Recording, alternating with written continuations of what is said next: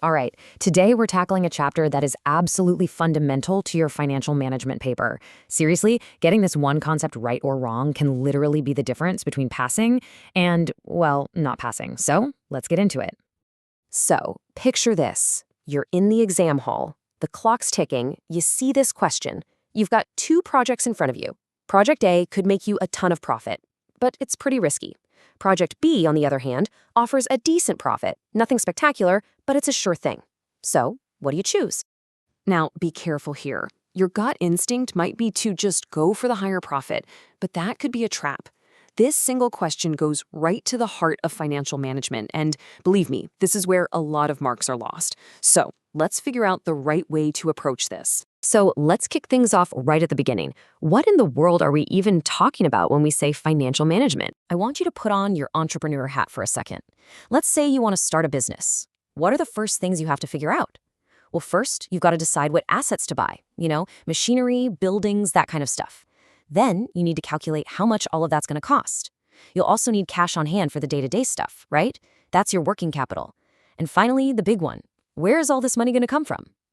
Answering these questions, that's financial management in a nutshell. And here's the more formal textbook definition. Financial management is all about the planning and controlling of a company's money to reach its goal. The key words here are planning and controlling. Think of it this way. Planning is like drawing the map for a road trip, and controlling is actually steering the car, making sure you stay on the road and don't run out of fuel. You can really boil all of financial management down to just two things. First, getting the money. That's the procurement of funds or financing. And second, using that money smartly. That's the effective use of funds or investment. See, it's a two-sided coin. It's not enough to just raise the money. You have to put it to work effectively. All right, now that we have a feel for what FM is, let's get into the three massive decisions that make up the entire scope of this subject. Everything a financial manager does, everything, comes down to these three big questions. Number one, the investment decision. Where should we put our money?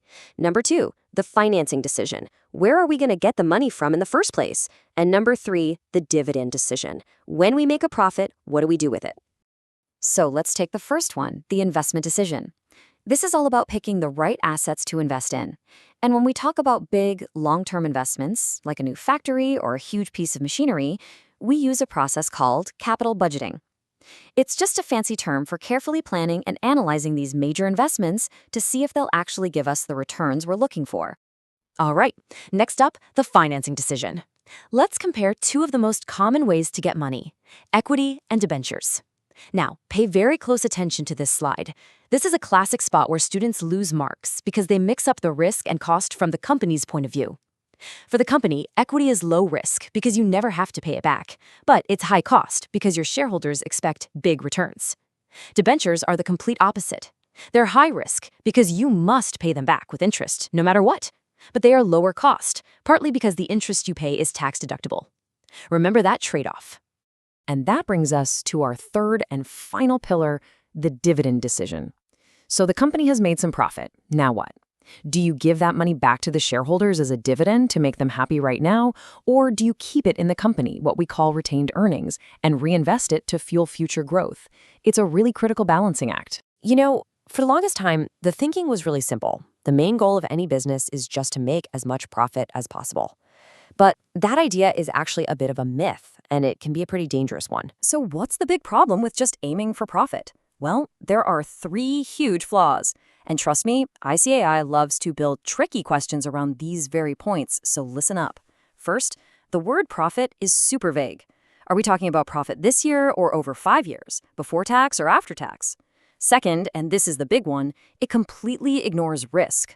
A project might look incredibly profitable, but it could also be so risky it could sink the entire company. And third, it ignores the time value of money, the basic idea that a rupee today is worth more than a rupee tomorrow. Okay, so if blindly chasing profit is the wrong path, then what's the right one?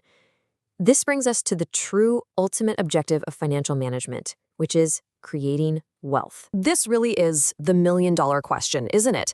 If our job isn't just to make the profit and loss statement look as good as possible, then what on earth are we supposed to be doing?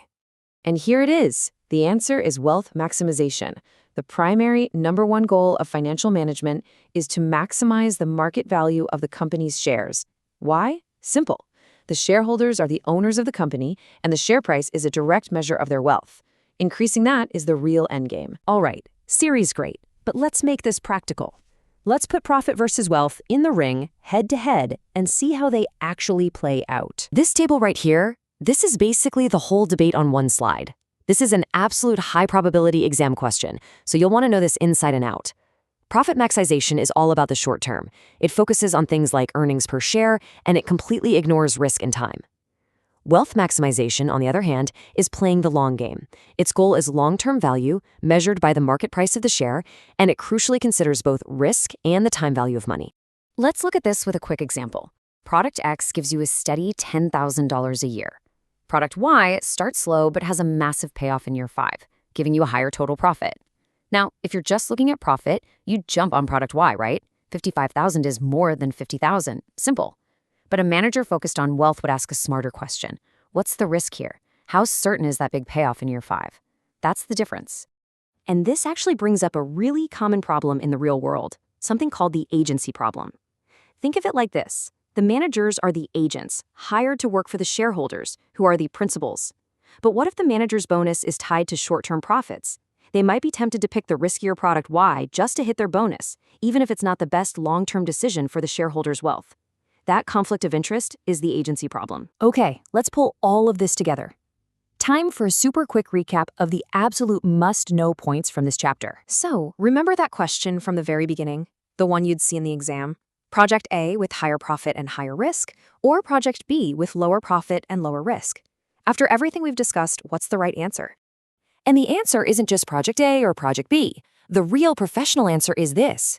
You choose the project that maximizes wealth. You select the option that gives the best possible balance between risk and return, the one that will increase the market value of the company's shares over the long haul.